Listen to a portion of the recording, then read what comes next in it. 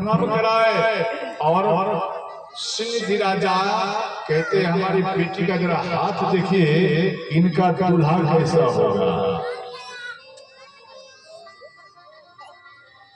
तो देवर्षि नारद विश्व मुनि का उंगली पकड़ और उंगली पकड़ कर हाथ देखता है और विश्व मुनि का मुख देखता है।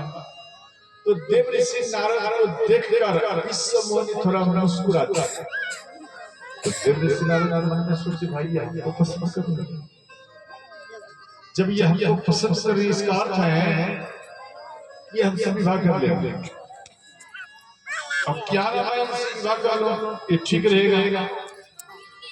तो सिंह राजा देवर्षि नारद को कहने लगे कि आप हमारे बेटे के बारे में बताइए। दो बार उनके शरीर को हिलाए, फिर ये होश में आया। तो ये बेला के बुरी कहते थे और देवर्षि नारद होश में आकर कहते हैं, हे राजा आपकी जो ये बेटी है, ये आपकी बेटी का जो वर होगा, जो इनसे विवाह करेगा वो अमर हो जाएगा और किसी भी रणभूमि में वो कभी हार नहीं होगा और तीनों लोकों में उनका गुणगान होगा। तो इतना बात जैसे ही बोले सिंह राजा खुश हो गए और देवर्षि नारद जगत को छोड़कर आए बाहर और नारायण भगवान का याद किया। मन में सोचे क्यों ना इनसे विवाह मैं कर लूं और मैं अमर हो जाऊंगा। इनके अंदर में ये सोचा नारायण भगवान को याद किए। नारायण भगवान प्रसन्न होकर प्रकट हुए और बोले आप इसलिए हमको याद किया।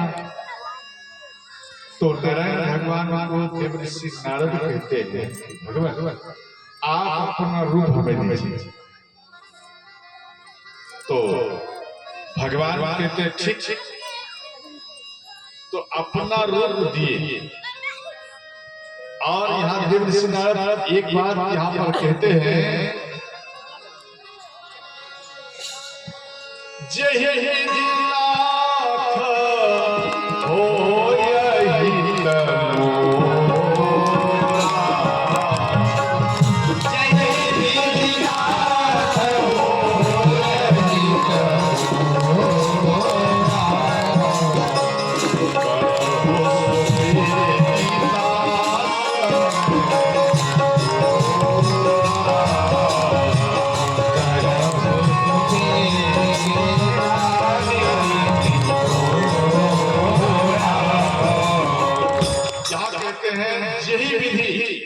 नाथ हो यही तुमोरा।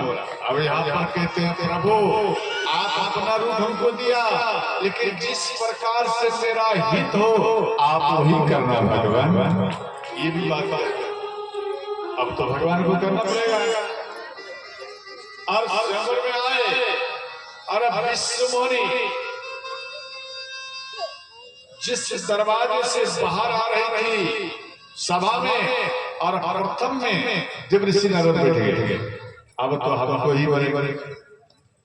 तो विश्व मुनि आई देवर्षि नारद को थोड़ा सा भी झांक कर नहीं देखी।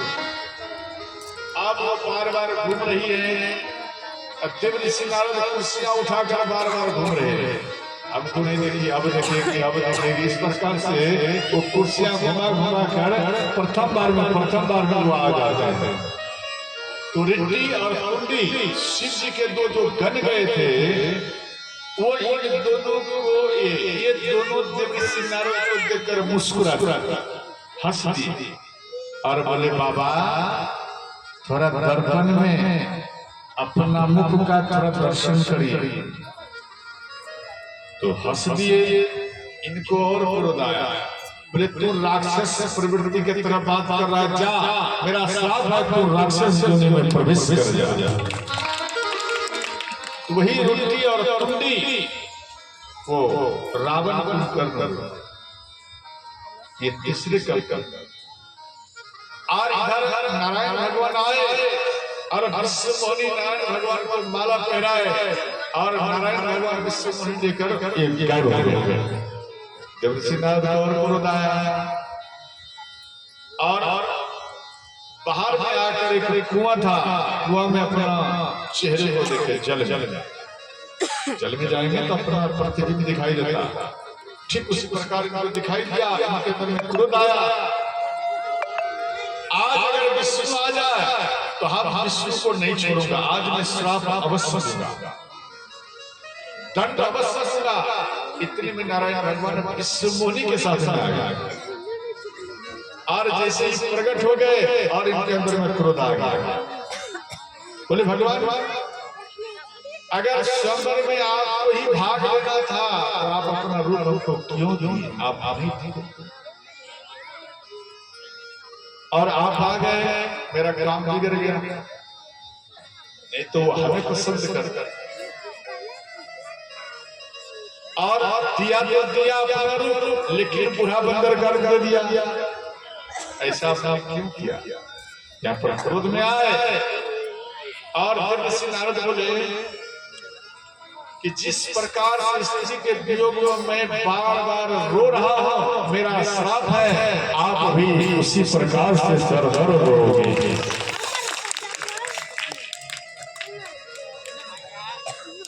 भगवान कहते हैं कि देवर्षि नारद, आप तो यही रूप मांगे थे, आप ही तो बोले थे हे हरि आप अपना रूप दीजिए। हरि माने बंदर होता है, हरि माने बंदर, इसलिए हम दे दिया, इसमें मेरा क्या दोष? तो ध्यान देना, यहाँ पर जब श्राप दिए तो नारायण भगवान हाथ जोड़ लिए, नारायण भगवान हाथ जोड़ लिए। यहाँ कहते हैं जैसे ही हाथ जोड़े, श्राप देने के बाद जैसे ही हाथ जोड़े तो नारायण भगवान अपना माया को समेट लिए। जब माया समेट लिए तो देवर्षि नारद होश में आए। अब देवर्षि नारद कहता है भगवान, हम जो आपको श्राप दिया हो वो श्राप मिट जाए, वो आपको ना लगे। मृषा हो मम, मृषा मना जो श्राप दिया वो फैल कर जाए। मृषा हो मम साप कृपा, मृषा हो मम साप कृपा।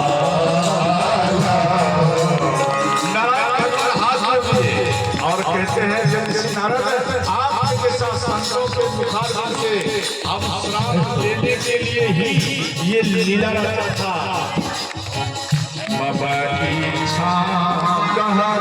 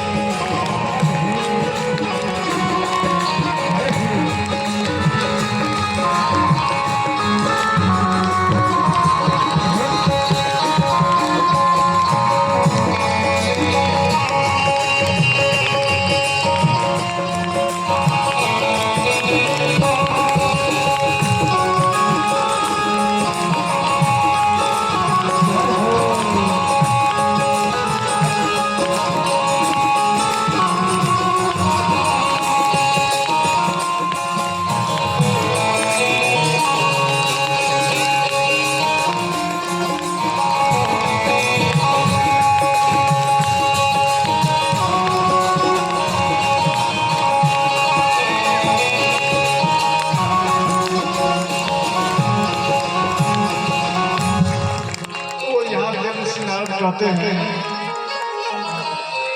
आपको जो हम श्राप दिया हो तो मेरे ऊपर अब दोष आ गया, ये दोष कैसे मिटेगा? तो नारायण भगवान कहते हैं आप एक काम करो, शिव जी का आप जाप करिए और खेल खेल में ये दोष मिट जाएगा। जप हो जाए शंकर सतरामा, होई हृदय तुरंत निश्राम। आप शिव जी शिव शिव जाप करिए, आपका मन शांत हो जाएगा। ध्यान देना, देवर्षि नारद के शाप के कारण ऋषि और कुंती को तारने के लिए भगवान नारायण राम का अवतार पृथ्वी में लिए थे। अब चौथा खंड में है, सत्यकेतु के दो बेटा थे। एक बेटा का नाम प्रतापभानु, दूसरा बेटा का नाम अरिमर्दन और धर्मरुचि इनका मंत्री थे। और प्रतापभानु राजा का पूरा विश्व में वर्चस्व था, राज्य फैला हुआ था। एक बार प्रतापभानु राजा शिकार खेलने के लिए वन में घोड़े पर सवार होकर आगे बढ़े। एक प्रहा का दर्शन हुआ और वो वो कभी प्रकट हो जाएगा, कभी गायब हो जाएगा, वो बाण छोड़े फिर गायब हो जाएगा। इस प्रकार प्रतापभानु राजा भटकते हुए विद्याचल वन में वो भटक गए और वहां पर एक साधु का कुटिया देखे। उन कुटिया में आए और चरण में प्रणाम किए। तो साधु कहता है, आप कौन है?